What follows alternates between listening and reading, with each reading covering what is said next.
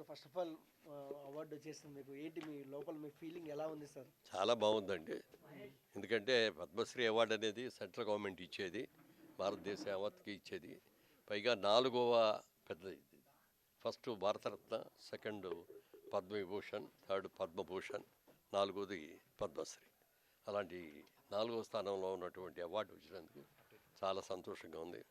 మనస్ఫూర్తిగా అది నేను అంగీకరిస్తున్నాను, చాలా సంతోషిస్తున్నాను. ఓకే, ఫస్ట్ టైం మీకు ఎవరు చెప్పారు సార్ మీ అవార్డు? అది చెప్పాను కదా ఇందాక, సారథి స్టూడియో నుంచే, సారథి స్టూడియో మేనేజర్ ఫ్యామిలీ మెంబర్స్కి మీరు ఫస్ట్ ఎవరికి చెప్పారు?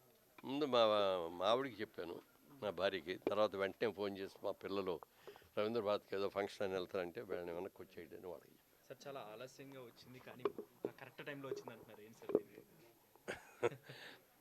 అంటే ఆలస్యం లేట్గా వచ్చినా లేటెస్ట్గా వచ్చింది అన్న. ఎందుకని అంటానంటే అది లేట్గా వచ్చింది, అందరూ అదే మాట అంటున్నారు.